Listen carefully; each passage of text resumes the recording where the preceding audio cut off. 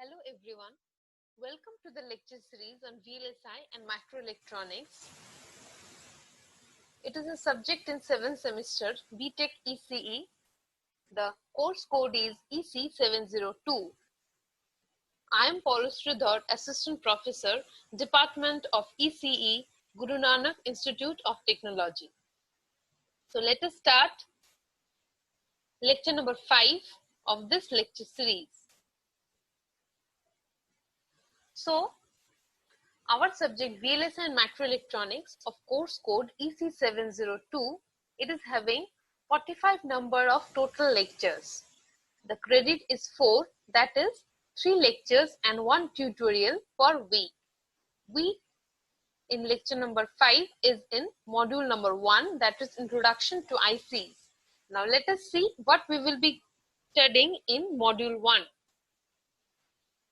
So we start with integrated circuits, advantages, disadvantages, limitations, then scale of integration, that is SSI, MSI, LSI, VLSI, ULSI, Moore's law, scaling of MOSFET, constant fuse scaling and constant voltage scaling, short channel effects, VLSI design flow, Y chart, IC classifications such as standard IC and ASIC, PAL, PLA and FPGA architecture. Now, let us look at the course outcomes of this subject. The first course outcome is able to describe scale of integration, SSI, MSI, LSI, VLSI, Moore's law, scaling, short channel effect, VLSI design flow and architecture, and contract gate level circuit with PAL and PLA concept. The second course outcome is able to analyze CMOS inverter voltage transfer characteristics with the parameters VIL, VIH, VOL, VOH, VTH, and based on the knowledge of digital circuit design methodologies like CMOS, pass transistor, TG, DC-VSL, dynamic logic, NODA, able to construct schematic of combinational sequential circuit, DRAM, SRAM cell using MOSFET. The third course outcome is based on the fundamental concept of MOSFET characteristics and model, able to calculate value of the resistance of current source, MOS diode, current of current mirror circuit, voltage of references, this includes the voltage divider, threshold voltage and band gap, emulate resistance of switch capacitor circuit, gain of switch capacitor integrator and first order switch capacitor filter. The fourth one is with the help of the MOS transistor model, able to calculate the values of the parameters to design CMOS differential amplifier and two-stage op-amp. Fifth is able to describe fabrication steps of the ICs and construct stick diagram and layout of the CMOS inverter and basic gates based on the lambda and micron design rules. The sixth is able to calculate the gate array, dynamic power, short circuit power and leakage power and the total power consumption across CMOS inverter circuit based on the derived expression of delay and power. So this one were the course outcome, that is this course VLSI and microelectronics. We are having 6 course outcome. The course outcomes are very important because the students will be able to fulfill all the course outcomes after the fulfillment of this particular course or the completion of this particular VLSI and microelectronics course. Now let us move forward to the course outcome of this particular lecture number 5.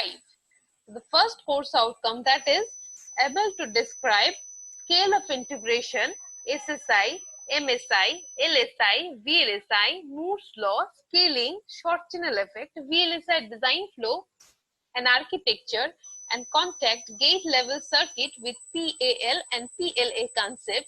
This course outcome will be fulfilled after the completion of this particular lecture number 5. So it is given in red color also to make it more visible to all of you. So let us move to the lecture number 5 of this particular lecture series. Now in this slide we will be seeing the lesson plan of this lecture number 5. The paper code is EC702. So we are in module number 1, that is Introduction to ICs. So we are going to study short channel effects, small geography effects, and in short channel effects we are going to study the punch through and the sub-threshold conduction. In the previous lecture we had already started the short channel effects. So we will study more about the short channel effects like the punch through and the sub-threshold conduction. So let us move to the next slide. So before starting lecture number 5, let us have a quick recap of the previous lectures. So starting from lecture number 1, we have seen the syllabus and also the course outcomes of the particular subject VLSI and microelectronics.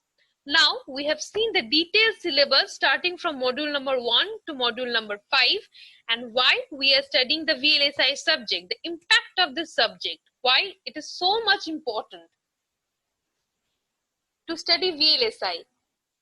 Now we can see our new world or the world of communication is based on VLSI chips, because the amount of functionality is going on increasing day by day due to the integration of the functions into one single chip.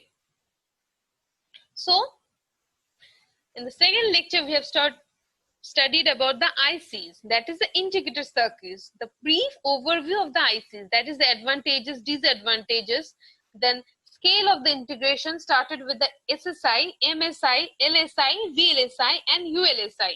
That is the ultra scale integration. We are now in ultra scale integration age.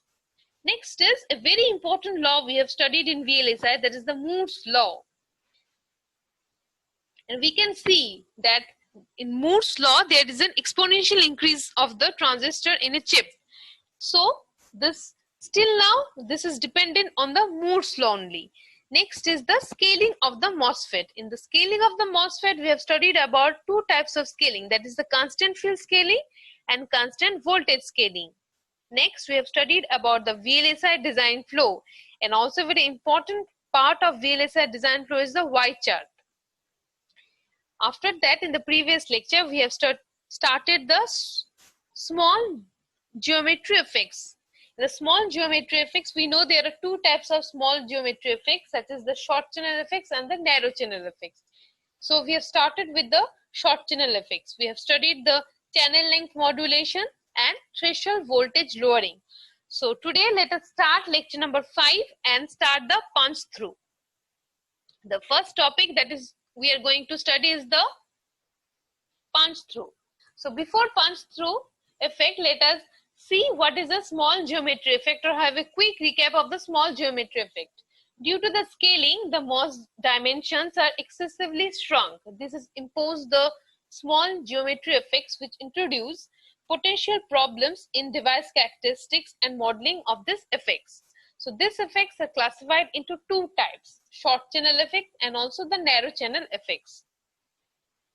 Now let us see the short channel effects. We are having a quick recap of the short channel effects. We already know this, what is the short channel effects and what are the types of the short channel effects. So a MOSFET with a with a channel length comparable to the source drain junction depth is known as the short channel MOSFET. These short channel devices suffer from several issues that change the characteristics of the device. These issues are known as short channel effects, or also DSM, that is the deep submicron issues. So let us see the short channel effects. So these are, first one is the channel length modulation, second is the threshold voltage lowering, third one is a punch through, fourth one is a subthreshold conduction and velocity saturation. So let us start with the punch through. So for large drain voltage, the depletion region can be extended from the drain to the source of a MOSFET. This causes short circuit between the source and the drain, and thus normal operation of the MOS device ceases to exist. Due to the short circuit, a sharp increase in the current leads to permanent damage in the device. This phenomenon is known as the punch through. So I hope this punch through operation is, or punch through mechanism is clear to all of you. Now let us move to the second short channel effects, that is a subthreshold conduction. When the MOSFET is operated in cutoff region, that is VT is greater than VGS, a small drain current flows through the device. When VGS is equal to VT, the substrate underneath the oxide layer gets completely inverted, and a full conduction is possible between the drain and the source. But when VT is greater than VGS, the minority carriers start accumulating near the oxide semiconductor interface, and the channel is partially created between the source and the drain. This phenomenon is called weak inversion. Now, due to the weak inversion conditions, a small current flows through the channel, which is known as the subthreshold conduction. Now we will see how we were representing the subthreshold current expression.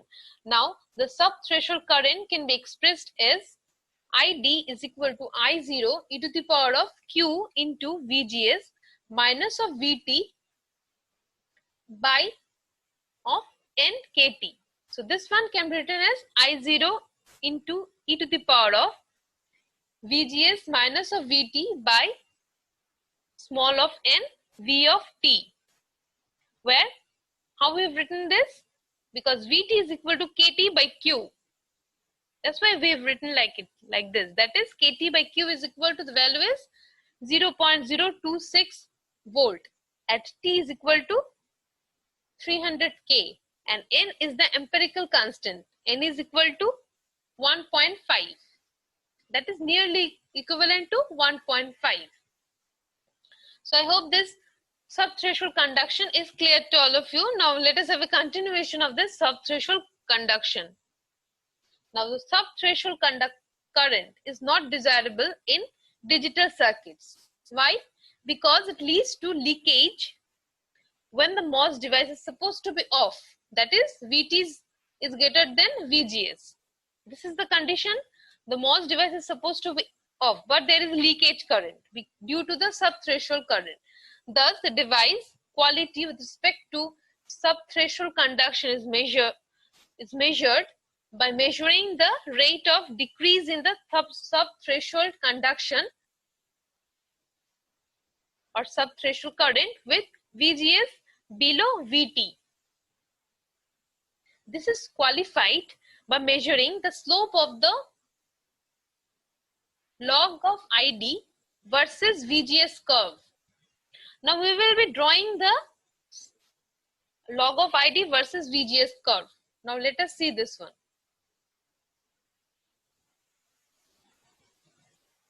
This is the graph. This is the typical log of ID versus VGS curve. Now you can see how this is going. This is the slope, this is the line, and this is the slope. This is VG, this is log of, this is VG, and this is log of ID. So this is the ultimate output graph, and this one is the slope. Now the slope of the log of ID versus VGS curve is known as the subthreshold slope, and is defined as, the slope can be defined as S is equal to D of VGS by of D of log of ID is equal to d of VGS by d of ln ID into ln 10. Just we have done the simplification by ln of 10.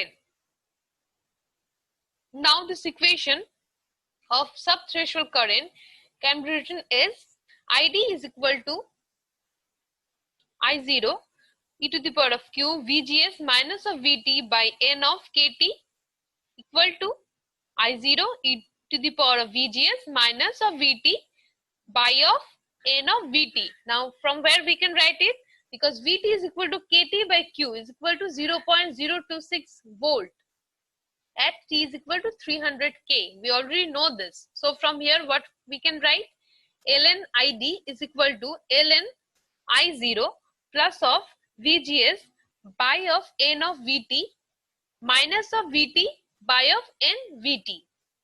This we can write it like this. Now we are differentiating both of this side. Now after differentiating, what we can write? D of ln ID is equal to D of VGS by of n of VT.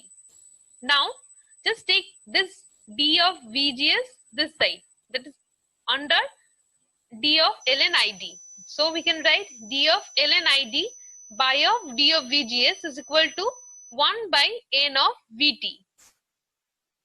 Therefore, what we can write? Subthreshold slope can be written as S is equal to n of VT into ln 10. So ultimately we have find out the expression of subthreshold slope.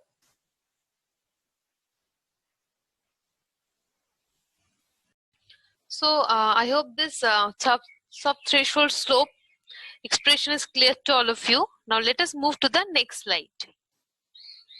So the subthreshold slope is expressed in millivolt per decade. That is, for n is equal to 1. From the expression, see the expression. If n is equal to 1, n is equal to 1 for ideal transistor, the subthreshold slope will be 60 millivolt per decade at room temperature. Now this indicates that 60 millivolt reduction in VGS leads to decrease in subthreshold current by a factor of 10. Please, this is very important that for n is equal to 1, n is equal to 1 for the ideal transistor, the subthreshold slope is 60 millivolt per decade at room temperature. Now, what is the meaning of this 60 millivolt per decade? This is very important. This indicates that 60 millivolt reduction in VGS leads to decrease in subthreshold current by a factor of 10. Practically, n is greater than 1. That is, n is somewhat equal to 1.5. We already know this one. And hence, subthreshold current drops by a factor of 10 with 90 millivolt decrease in VGS. So this is the subthreshold conduction. I hope this subthreshold conduction is clear to all of you. Now, let us move to the next slide. That is the next topic, velocity saturation. Now, the drift velocity of the carrier increases as the electric field increases. However, this does not happen continuously. At some electric field, that is at some higher electric fields, the carrier velocity saturates as it is illustrated in the figure. Now this is the drift velocity versus electric field. This one is the drift velocity, this axis, and this axis is the electric field. Now you can see that the graph increases and now it becomes saturated at this point. This VT saturation is equal to 10 to the power 5 meter per second. Okay, and this slope is the mobility, and this one is the EC. This one is the electric axis of electric field. The unit of electric field is volt per micrometer. So I hope this is Clear to all of you. That is the velocity saturation. Now what happens? Just listen. This phenomenon is known as the velocity saturation. The velocity of the carriers saturate because at high electric fields, the carriers undergo collisions and lose the extra energy gained due to the increased electric field. The electric field beyond which the carriers start to saturate is known as the critical electric field. Now you can see EC is the critical electric field. The critical electric field varies from 5 volt per micrometer to 7.5 volt per micrometer. So the range of the electric field is from 5 to 7.5. That is, the critical electric field is from 5 to 7.5 volt per micrometer. If the power supply voltage is 1 volt, MOSFET with channel length 0.2 micrometer or lesser experiences the velocity saturation effect. Now this is very important, that when the power supply voltage is 1 volt, MOSFET with channel length 0.2 micrometer or lesser experiences the velocity saturation effect. This is very important.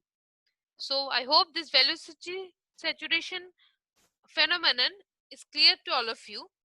We will read the velocity saturation also in the next lecture. So